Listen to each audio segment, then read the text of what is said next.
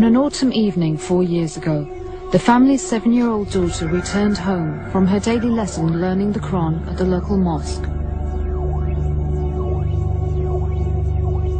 When my daughter came home from the mosque, she went straight upstairs, washing her hands and crying.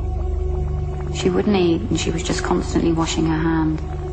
She said, "Mummy, I need to tell you something." And I said, "Just be quiet, I'm watching TV." And then she told me. She was upset and crying, and my mind just went.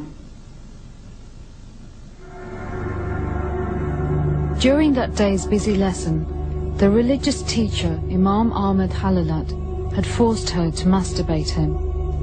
I never believed priests could be like this, or be bad people.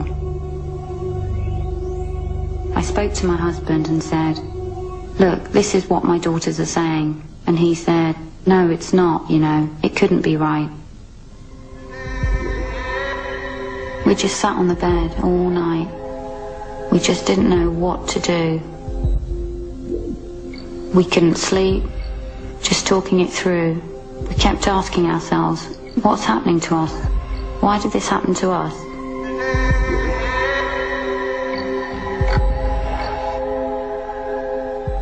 Later that day, certain their daughter couldn't be making her story up, they reported Ahmed Halalat to the police. Lancashire police started an investigation.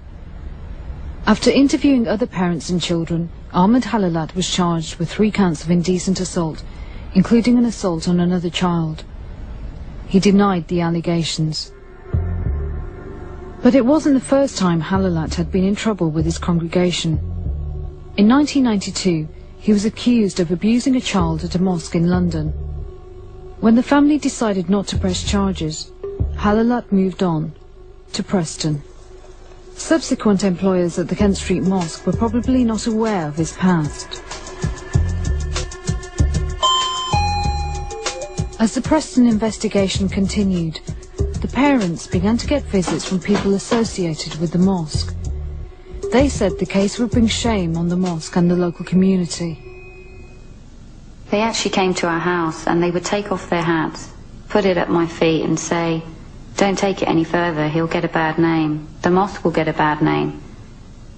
But I said, no way. After what he did, they expect us to keep quiet. The regular visitors began to offer money, holidays to Pakistan and other inducements to leave Preston.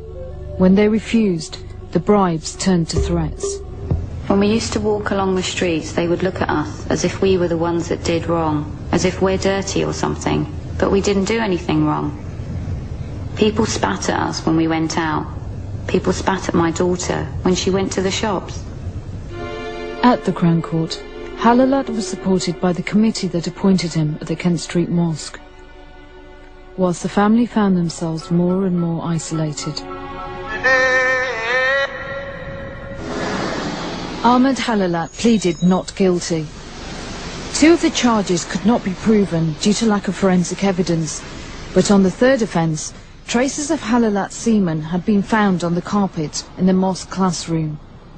This was enough to convict him on one of 3 counts of indecent assault. He received a 6-month sentence and was placed on the sex offenders register. 4 years on, the family is still finding life in their hometown difficult.